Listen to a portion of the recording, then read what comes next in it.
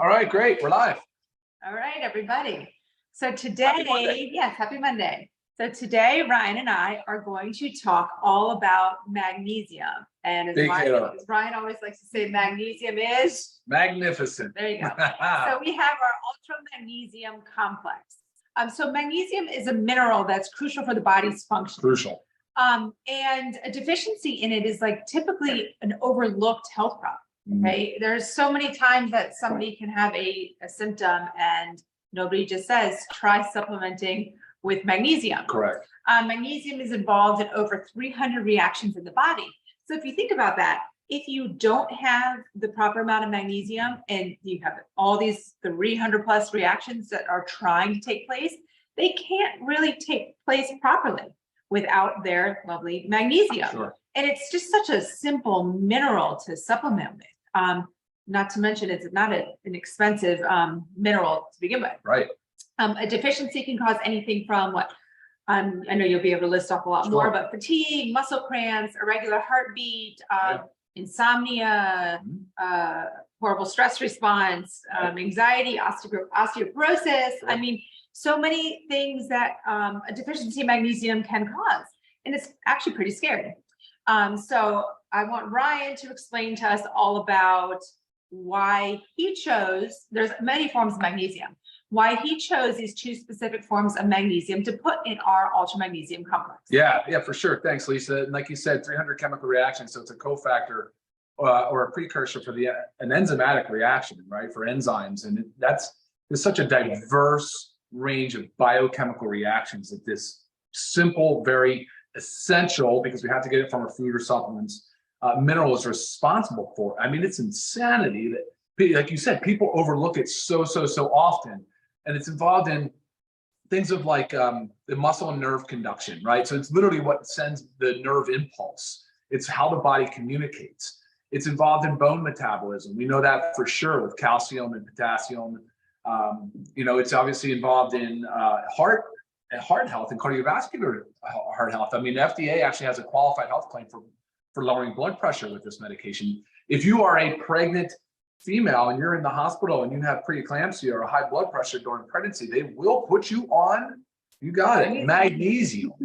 I mean, so to think that we're just missing out on so much just because we're not supplementing with it is really quite sad. And that's one of the reasons why we said we need to have magnesium as a foundational supplement for us. I mean, it's also involved in DNA, protein, RNA, muscle protein synthesis. It's a precursor to glutathione, the mother of all antioxidants in our body. So it's a really big deal. It's like when people, like you say, when in a clinical setting, when people present, you're like, all right, are you on magnesium? If you're not, well, you should be for the most part, right? At least 50% of people are deficient or have inadequate magnesium levels. But here's the thing, right? It's hard to measure. There's about 25 grams of magnesium in our body. Most of it, though, is in our bones, our tissues, and our muscles. Right. So if you go and get like a blood draw, it's not really reflective of the magnesium level. It's because about less than 1% in our serum, in our blood. Less than 1% of our magnesium. And it's so tightly regulated by our kidneys that it controls excretion or reabsorption, so that it maintains a very, very tight kind of therapeutic like index of magnesium in the serum. So that's one of the challenges, but when you look at it from a survey perspective, they've done it and they say, man, most people have an inadequate intake of magnesium. Now it is in quite a bit of different foods, right? Like things like certain nuts, and green leafy vegetables and oysters and chocolate, dark chocolate, which I get plenty of that.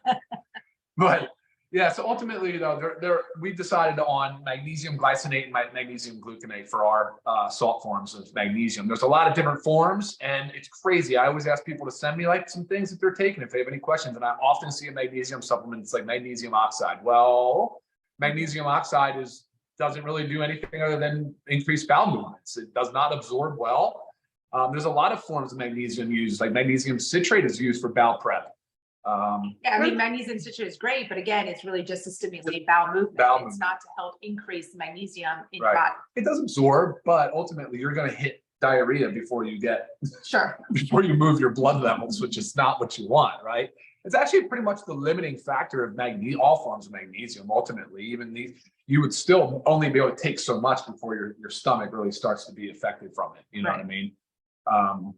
which is one of the reasons why you say you could split the dose throughout the day. You could take it with food to lessen that impact on the bowels. So right, and we always say a major thing with the magnesium. I briefly had mentioned sleep, but it really helps reduce the stress hormones in the brain. So this is part of like why it helps us sleep, because we lie down in bed at the end of the day and our brains are still racing. And did I do this? Did I do that? What do I have to do tomorrow? Just everything. So it helps relax our bodies and relax our minds so we can actually get a deep, well-rested sleep. Yeah, absolutely. No doubt. All right. So what are we going to do? Let's talk some questions here. What else we want to, I usually like to pause for a moment and just kind of see what people are asking. Right. And again, we talk about magnesium all the time, guys. We've talked about it. We've talked about it in our daily essentials pack. And we always make a point to bring up how important and how essential magnesium is for you. And I just want to let you know, like, our member price for this is only $8.95. That's $8.95 for 60 capsules because you're taking 2 a day. Our non-member price is, I believe it's $17.95, but just makes you realize you also should be a member if you're not a member. But again, there's no reason. I mean, a month's worth of magnesium for under $9. Right. Got to do it. You cannot skimp on this one. It's probably the best value, in my opinion. Like, seriously, probably the best value supplement that you could possibly take for sure for the money. For sure. And I like to take mine because I'm not a very good sleeper. So everything I work on is like biohacking my sleep and trying to do everything to sleep better. So I take both of my magnesiums about an hour before bedtime. Ryan, on the other hand, you like to split. I do. I split it at lunch. I do it around lunchtime, mid-afternoon, for that mid-afternoon kind of stress response. Kids are coming home from school. You're just realizing maybe things you didn't get done early in the day. And then again, I'll take the other capsule right before bedtime to help benefit that sleep cycle. Right. So you kind of just figure out what works for you and for your body and for your needs. Yeah, but I want to mention something. So some people don't realize that, the magnesium deficiency is like we keep talking about, like, it's better to get ahead of it early than it is to wait until later, until disease presents, because magnesium deficiency builds up over time. It leads to problems with weak bones. It leads to poor nerve conduction and lack of muscle and heart difficulty managing and regulating heart rhythms. So you got to understand something, that magnesium should be started early and taken consistently every single day. Right. Those are some things that are hard to gain back by waiting until they present themselves and then saying, oh, I need to take my magnesium. And there's a few common disease states I want to mention. Like we talked about with high blood pressure. We know that it's a qualified health claim. We know that it's involved in it, but it's primarily because the way that it interacts with calcium and potassium, it creates this membrane potential on the nerve conduction side of things. And that is where you're really triggering a lot of the blood pressure regulation and heart rhythm aspect of it, right? Diabetes is an interesting one. So I've always talked about, say, about 1 out of 2, half of the United States population is either pre-diabetic type 1 or type 2.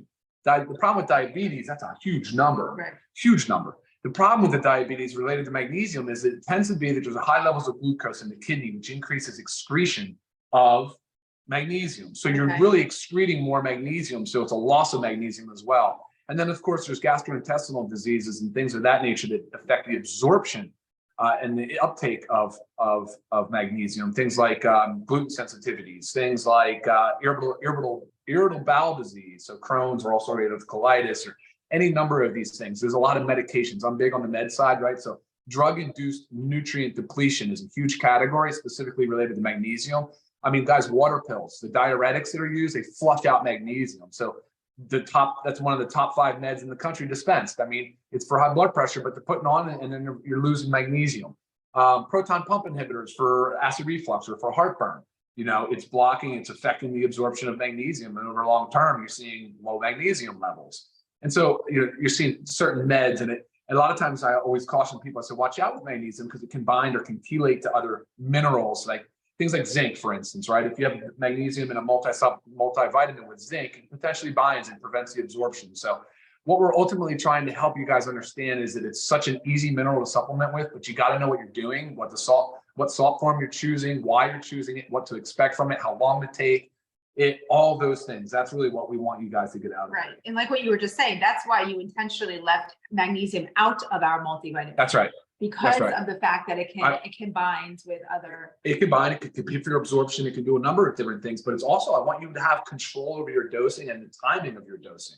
Right. So you can experiment with it, because not only are we talking about blood pressure, we're talking about diabetes, we're talking about osteoporosis, we're talking about also migraines, so and headaches and things of that nature. So I want you guys to be able to use your magnesium as a tool to help you with these things. Muscle cramps, it's another area where people can realize that they're probably maybe low or deficient or inadequate amounts of magnesium. Right.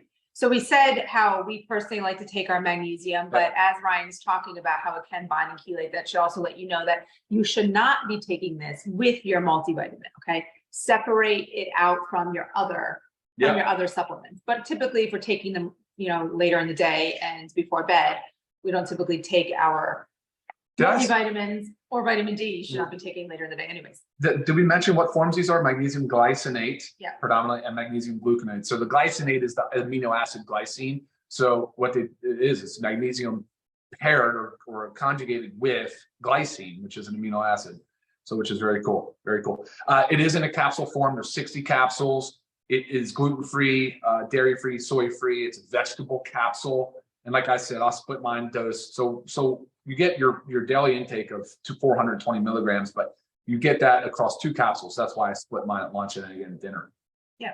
Oh, perfect. Again, super simple supplement, and something that we all need to be taking every single day to make sure our magnesium levels stay up where they should be. And other things that we talked about, the body will increase excretion of, right? We said exercise. Right. But we didn't say that. That's what I'm trying to say. Exercise increases excretion of magnesium. We talked about medications. We know caffeine can do it. High stress amounts, chronic stress, of course, can do it. We know that. Even if you think about acute anxiety. Think about the whole chronic stress thing. It's like we need magnesium to help with chronic stress. Chronic stress further depletes our magnesium. It's kind of like a crazy cycle. It is a nasty cycle. You have to make sure you're taking it. Right. But we've had, I know testimonials have come in and people were like, wow, transformation in my sleep. I'm feeling so much better. I'm not waking up cramping as much. Right. It's simple. Yeah. I just read a testimonial on our Thursday call, maybe last week or the week before, but it was an affiliate was saying that the first time that she took the magnesium at night before bed, she slept like a baby, slept better than she had been sleeping with an actual sleep supplement. Oh, wow. So, it just says a lot. That says a lot. Her body was like craving this, give me the magnesium. Yeah, absolutely. So it's good stuff. Great. Yeah, awesome. So any further questions, guys, you can always email me, Lisa@livegood.com. And thank you for watching. Upper limit. So there's a question. Can you take 3 or 4 per day without problems? Yeah, I think you probably could, but you got to really kind of figure out why you're doing that. You shouldn't have to. That 420 in here, plus you're going to get it from your food. You probably figure you can get up to 1,200 milligrams of elemental magnesium a day without many side effects. But that's, again, there's a lot of patient variability on that. If you can't use capsule, wait, what was that question? Powder capsule. Okay, so for people that can't swallow pills, that's what you're asking. These you can actually twist apart and put in water. So I always say that all of our capsules, the only one that can't is the fish oil. Obviously, that's an oil in a gel cap. Yeah. But you can twist them off, pour them in water, and do it that way. Yeah, there's a question about starting before bone and muscle issues develop. You betcha, especially in the athletic population. It's very unfortunate that these high school and collegiate athletes are not being told that magnesium should be an absolute regular supplement for them. Yes, I mean, we give our children 9 and 10 years old a child version of magnesium. Our bodies all need it. Yeah, without a doubt, 100%. Sorry, guys. I know my hands and you're trying to get used to this. All right, cool. All right, great. That's it for our Monday Zoom. Join us next week, Monday, noon Eastern. Hope you all had a great Mother's Day weekend and have a productive rest of your week. Sounds great. Take care, guys. All right. See y'all. Bye. Take care. Bye.